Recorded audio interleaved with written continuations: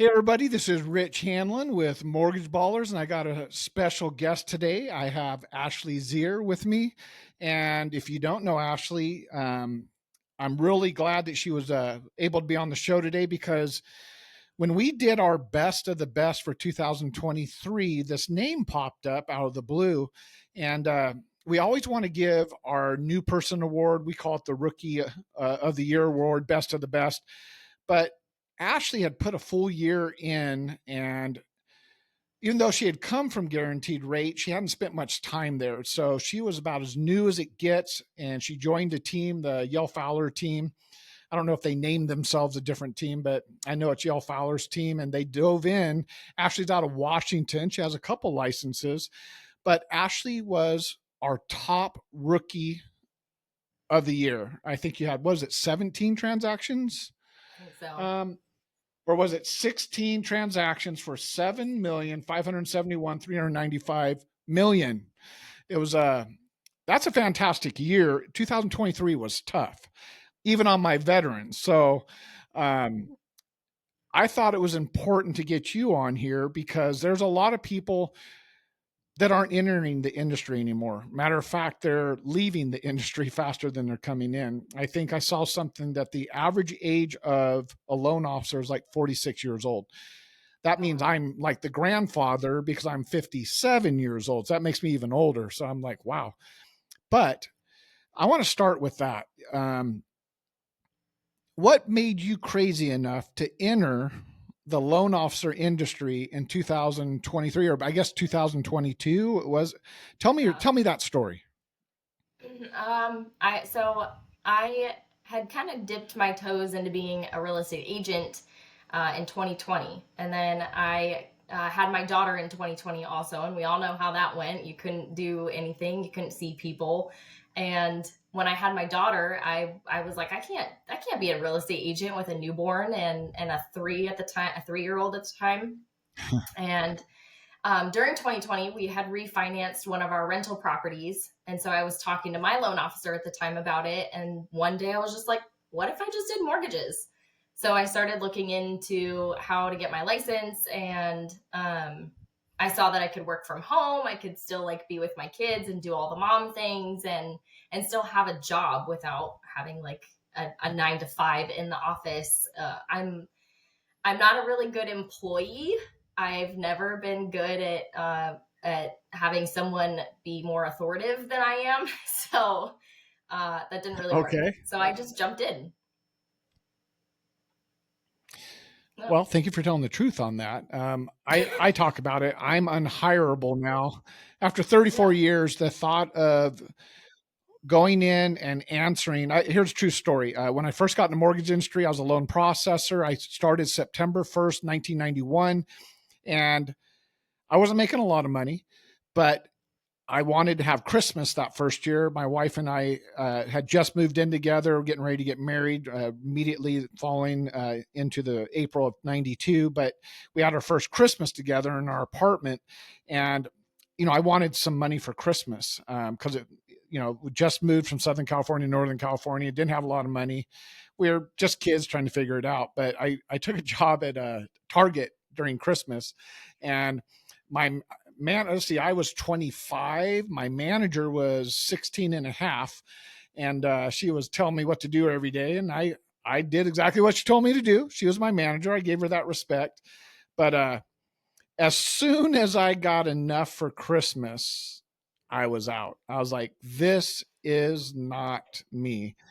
I think I went into 2000 or 1992 with a new attitude that said, and I'm not trying to be mean because I know everybody's doing the same, but for me, that was never going to happen again.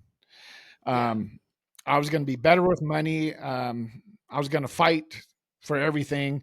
And after the crash of 2008, I think I talk about in the 5 year period, I had like 7 jobs.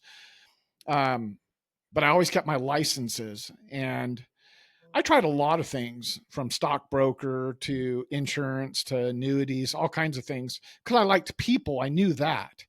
But Hmm. what I have found is people will talk to you all day if they have a need. Yeah. but the people that have all the equity might not talk to you, right? Because there's a reason that they've done wealth or finances, things like that. But you have to earn that trust. And that's one of the hardest things. I think being a realtor coming to this industry and or being a loan officer going to real estate, that people skill starts to come over. But how long were you a real estate agent? Oh gosh, I probably a year and a half. Like I didn't even make the 2 year mark before I was like, man, I'm done. Okay. Do you I still have those started. licenses or not? I do not. No, I let them go. I started in a real estate firm at Century 21 in Kirkland, and I started at the front desk there. So I like got to know all the agents, and then I moved up to management. So I was the one handling all their contracts, and so I had a really good understanding of real estate contracts. So I was like, oh, I can do this. When I started seeing their checks, I was like, hey, I can do that, and then I hated it. So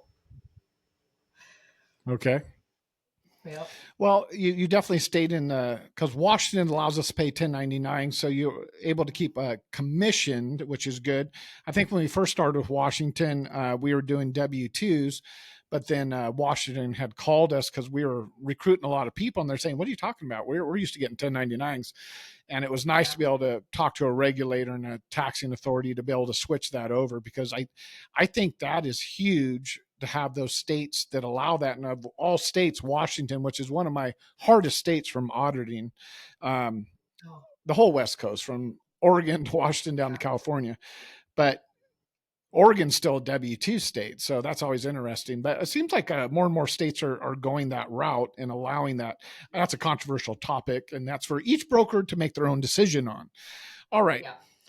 I want to get to the nitty gritty. How many kids do you have? I have two. All right. And what ages are they? My son is going to be 8 next month, and my daughter is 3.5. Okay. So the reason I'm asking that, you've got your hands full. You've Yeah. definitely got your hands full. But yet you still were able to find a lot of transactions last year in the middle of 2023. Take me through a day in the life of Ashley that, I mean, you got kids, you're at home. How do you do it? Because that's a lot of balancing, but obviously you're being successful and being brand new. I think you had a great year considering Mhm. that it was pretty much your first year in a very tough year. Yeah. Yeah. It was hard. Not gonna lie. Honestly, most days I woke up and I was like, I don't know what I'm doing. I kind of, my kids are in a lot of sports too. My husband's work schedule is insane, and we don't have family in the area. So I basically would get up really early in the morning and I would make sure that my kids are taken care of and my son's off to school. And I hired a nanny to come in for 5 hours a day Oh, and wow. help with my daughter. So that way, for a solid 5 hours, I had uninterrupted time to focus on business only and what would help me grow my business. Um, Hmm. I I made it kind of a mission to build relationships and not just try to find business. And so I spent a lot of time building my social media. I have a pretty large social media presence. I spend a lot of time networking. So that was kind of what the majority of my days were, especially in the beginning when I didn't have a whole lot of deals coming in. I spent most of my time networking and building that Right. base. Well, that's definitely worked out good. I think you're cutting yourself short. You're saying, "Oh, that's all I did. That's all I did." But yeah, I know you did something else. Um, talk to me about the team that you're a part of. Yeah, Yale's team. I did a lot of training with Yale, and I think I have to give Yale a lot of credit because I I needed exactly what he gave me in like training and a mentor. I needed somebody that would be there when I had questions, that could give me an answer, Hmm. and not just answer my question, but tell me why. I needed to understand why certain things were the way they were. Right. Um and he's so good at giving explanations and telling you why, and that's what I needed. And he would sit with me on the computer at 11 o'clock at night and share screens with me to go through applications and to show me where to do things, why something is the way it is, where to find the guidelines, where like he would sit up with me all night long if I asked him to. We spent Yeah. hours on the phone every day. I have known Yell. We played baseball together in college, and he always likes to remind me that he got a bigger signing bonus than me. And I'm like, yeah, whatever. But besides that, um, we have stayed friends for a long time. And Yell has a very similar story of how he got into it. What's weird is we met up right after the crash of 2008, and we realized we had kind of done the same thing at the same time. But the one thing I enjoy about Yell is he dives deep into the guidelines. Matter of fact, he gets so deep sometimes that he wants to fight with the underwriters, and then I get those phone calls. But besides Yeah. that, um, he's not afraid of complicated deals, and I wish I could.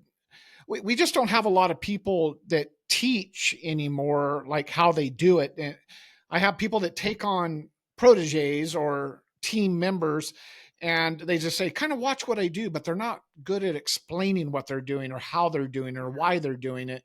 Um, Reading tax returns, reading corporate tax returns, so many things that we used to have to do.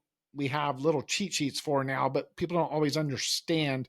I think Yell's from the same old school I am, that if I don't get a AUS approval for LP or FHA or USDA, Fannie Mae, I will figure out why I'm not. I don't just say, "Oh, I'm not approved." Oh, the debt ratio must be high. It's like, no, I understand all the factors, and I really narrow it down so I can then go to my client and say, "Hey, we're not there, but if we do this, this, and this, I can get you there. Let's put a Yeah. plan together. Let's find a way to make it work." And that's something that I'm just not seeing anymore. Everybody relies on their electronics to kind of underwrite everything for them. But the guidelines He change all the definitely, time. And what's true today, yeah. But Yell's good at that. yeah, he definitely taught me to do that for sure. I've made several plans with lots of clients that they might not qualify right now, but like I'm building plans with them. So No, and I think Brandy Stevens talks about that too. If their credit's not there today, she will not just say, "Hey, come back once you fix it." mhm. She'll say, "Hey, let me analyze it and see what can be done." Realizing that she does a lot of FHA, and she's like, I'm not trying to get you to an 800. I'm trying to get you to, like, how about a 620? And we can get you a 3.5% down FHA. We can still get there. So Yeah, I like that she does that. I I don't do that as much anymore, only because I tend to give most of my loans away. That's probably why. But once I yeah. see that there's something that needs to be done, I'll try and find people that match up to that person. Especially when I do loans across so many states, I do try and take time zones into considerations. How many licenses do you have right now? I have six. Okay, what states are you in? Washington, Idaho, Texas, Georgia, North Carolina, and Florida. Now that's an interesting mix. They're scattered all over. I wanted people to hear that. I knew the answer, but I wanted people to really hear it. When there's multiple states, how did you pick those states? Why did you pick those states? So kind of a long, it's a little bit of a long answer. But essentially, so my husband was in the military, and we were stationed in North Carolina, and so I have a large base. All of our best friends still live there. We have a lot of people that we know there. So that's why I got North Carolina. One of my old managers at a job a long time ago, she's one of the top producing real estate agents in Jacksonville. So I work a lot with her, or try to. Um, I We moved to Texas after my husband got out of the military. He was a storm chaser for a while. He's a lineman, so he fixes power lines. And when Hurricane Harvey hit Texas, we lived in our travel trailer and we moved to Texas. And so then I built a base of friends and real estate agents that I knew there, because we bought a home there, we sold a home there. So I had my base there. And then one of my best friends moved to Texas and she wanted me to do her loan. So then I got Texas. And Um, Georgia, I had a real estate agent that I work with in Texas want me to get Georgia because she was also licensed in Georgia.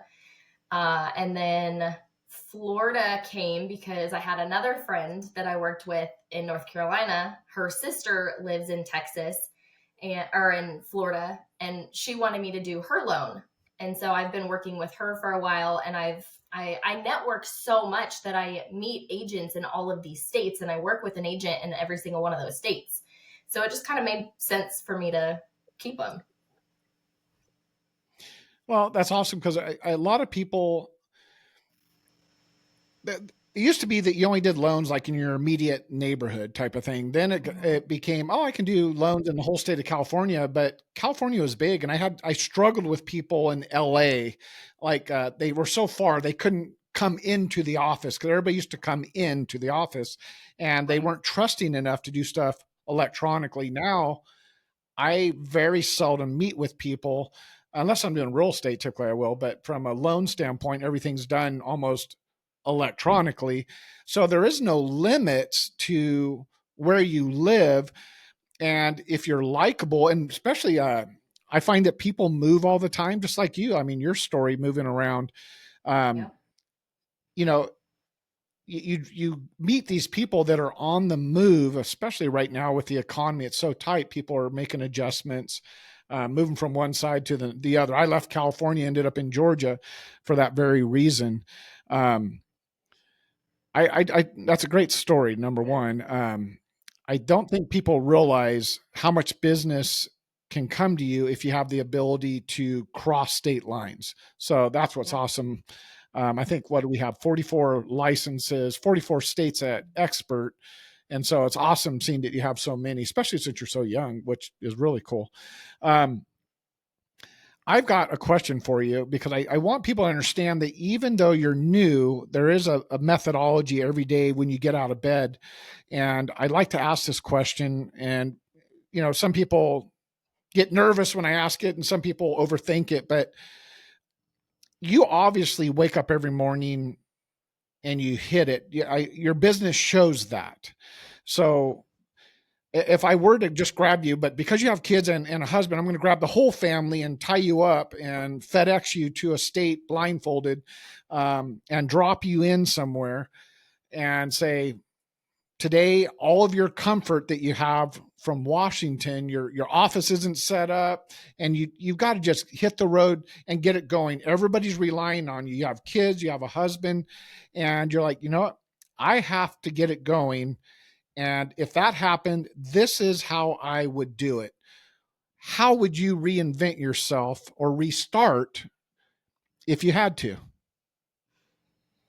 I would do it the exact same way that I did it the first time. I like I said, I have a pretty large Okay. social media presence, so I do a lot of social media. I do a lot of TikTok, which TikTok is terrifying, but I mean it works. Um, and I do a lot of networking. I'm a mom, and so the easiest people for me to relate to are other moms. I join a lot of mom groups. I set up a lot of play dates for my kids. I here in Washington, I set up a mom's night out. I called it Mom's Time Out, and so once a month, moms leave their kids and their husbands behind, and we go out, just moms, and like do crazy fun things. Last year, we played kickball one night. We go bowling. We go wine tasting. We go axe throwing. We go play laser tag.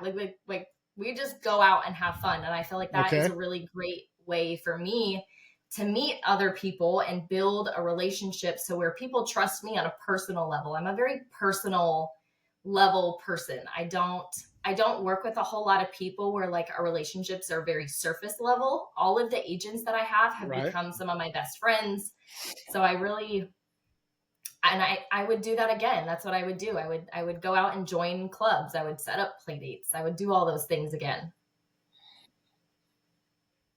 You said something, and what I hear you saying is you're great at you understand that you can't just sit at home, that you have to get out there and make contact and touch people, and the way you're doing it is finding things that you have in common.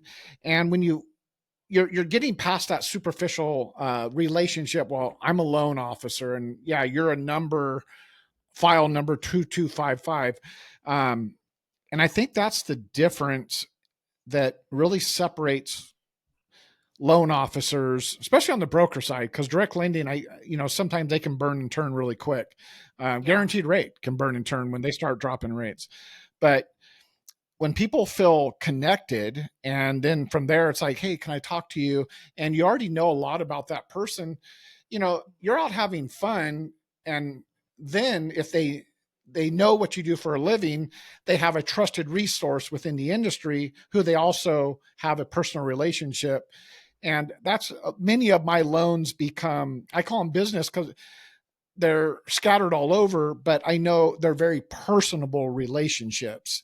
And we can pick up 6 months, a year later, like we just spoke yesterday, because I can remember things about them, their kids' names, their wives, and or their husbands, depending on situation. But um, everybody has their knack, their specialties. For some reason, over the years, I do a lot of Kaiser nurses in California, especially Northern California. I've always wondered how that happened, but just one by one, I was doing those, and then they tell one. Not doctors. I've never done doctors, but I've done a lot of nurses. And California, unfortunately, has a high divorce rate, so you have a lot of single moms who are nurses, and every dollar counts. I mean, you live in an expensive state as well. I don't have to tell you the cost of living, but Oh I'm amazed at the cost of things right now. But yeah. that's awesome. I love hearing that, because I know it's not, no, Rich, I just sit down and I hide and I cower and I hope my phone rings. There's no hope. It's a full-time job, and you have to touch people somehow, some way, in order to create a conversation and a trust. And you Yeah. definitely have done that. I mean, congratulations. You definitely are doing that. Um, I want to know more. Like, do you just go after purchased, or do you go? I see you do some investors and things like that too. And you said something. You said that you also have one investment, two investments, but you've had investments as well. Yep. I'm also an investor. We have a rental property.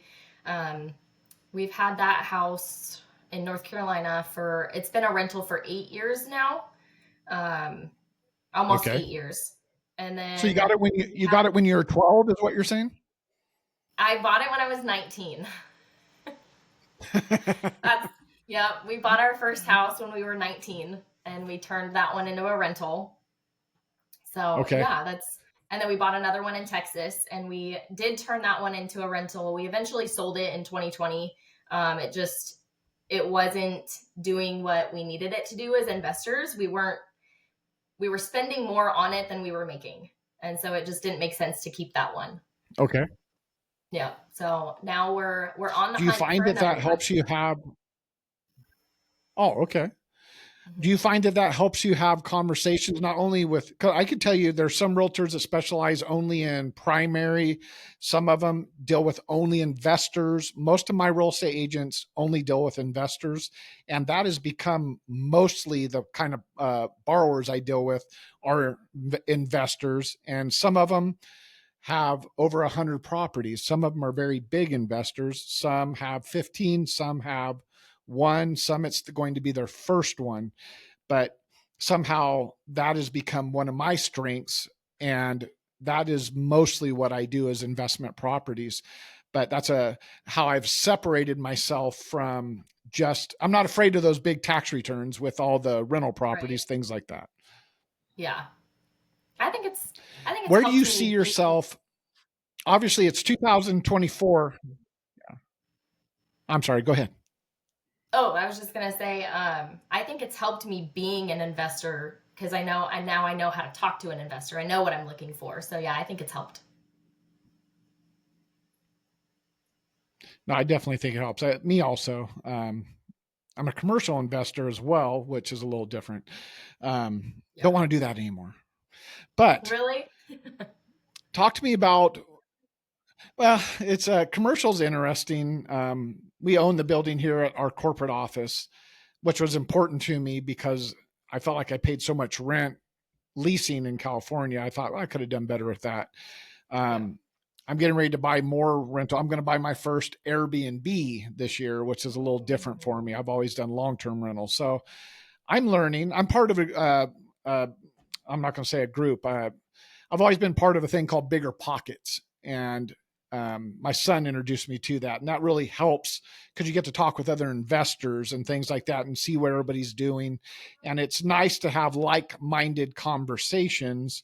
I then take that knowledge, and that's how I got investors as my customers because I became better at talking the way they talk and the tax deductions that they're after. I started to understand those things. It's bigger when you can talk the language of the clientele you're trying to do. It does open doors. They feel more comfortable with you rather than, hey, let's all make it our first transaction of this kind and pay $1 million for a property up in Washington.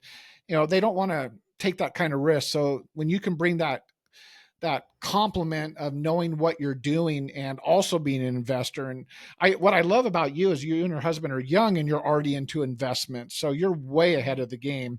And I think that will pay off huge in dividends for you, especially over time. Um, just for the record, I almost became a lineman for the Edison Company in California. And so I know that job. And you're right. Your husband, he gets out there and puts anytime you're around electricity, right? It's gets a little Yeah. dangerous, especially in storms. So I I call him wish a him Power nothing but Ranger. safety and the best. There you go. All right, talk to me about this. I know this. I just want to share this compliment with you that I didn't call you first. I called Yell and said, "Hey, one of your team is going to get some recognition. Just wanted to let you know because he's one of the few that does that and actually takes people on and tries to teach and work with stuff like that. And I wanted him to know that it paid off. You know, I was proud that he did it, and it really does pay off. I know your teammates, Blake and Hannah, and you had a couple more in there. Everybody has grown, and you probably don't even need each other now, but I'm glad that you guys still have the ability to speak about transaction, get a second set of eyes on your transaction, talk through things. I don't know how people can do that just on their own. I'm not even good at that by myself. I have people I bounce stuff off with and Yeah. double check guidelines, things like that. Yell's actually one of my people I talk to. So because he's that good, I talk to him. Yeah. I talk to him all the time. Um, tell me this. Somebody's going to see this, Ashley, and they're going to go, gosh, she's young. I'm a mother. Um, I want rental properties. I want to do like she's doing it. Why am I struggling so much? Man, if I could just talk to somebody like that, um, as a mentor, or possibly just connect with somebody that's like-minded, or I aspire to be like Ashley. I'm new to the industry. Is that at all something that you're comfortable with? Is it okay for people to reach out to you if they wanted to pick your brain, if they felt a connection off of your interview? Yeah, yeah, of course. I've had several people call me. In fact, one of our teammates that is now on our team, before he joined Expert, he called me. He Googled our company, and for some reason, I was the one that popped up because I was closest to him, and so he called me out of the blue. He's like, "Hey, what do you think?" Um, but yeah, I've had other people out of Facebook groups. I'll comment on someone's post, and then another loan officer will be like, "Hey, can I call you?" And yeah, I've done that several times already. So yeah, absolutely. I'll Good. talk to anybody. It must be all that TikTok presence. I think it is really. It really is. Right on. I'm not on TikTok. I'm trying to make a presence on some other stuff, but I'm finally getting back into having the time to do these kind of things. I love doing these. I don't care about getting recognition for myself as a broker anymore because it has nothing to do with me.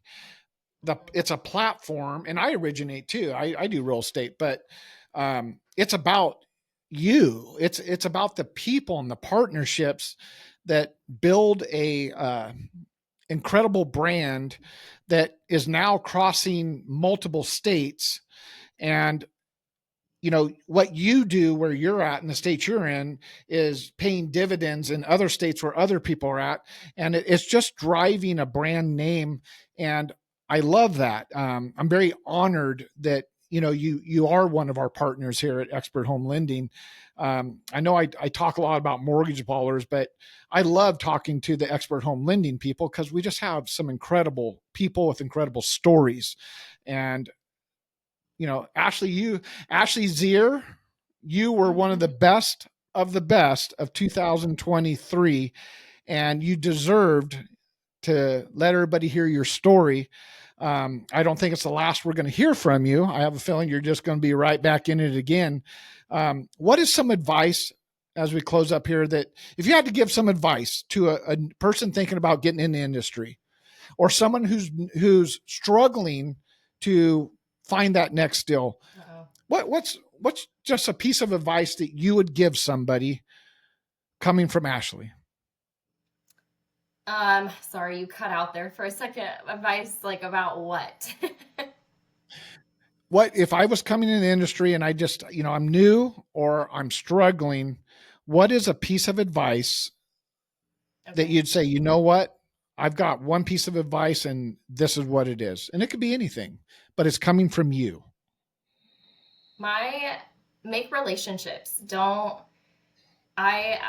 Every single person or agent that I talk to that I'm trying to build a relationship with, I go in with a very strong intent of not necessarily getting their business, but building a friendship. I want to know them and their life and their families. And I want to build a relationship, not just, oh, hey, I'm after your business. That would be my biggest thing is don't go in this for business. Go in it to build relationships. I think that's great advice. I have a lot of friendships. I call them business friendships, but whether it's borrowers, real estate agents, appraisers, they're all part of our teams that help us do stuff. And I keep those relationships strong. I say thank you a lot.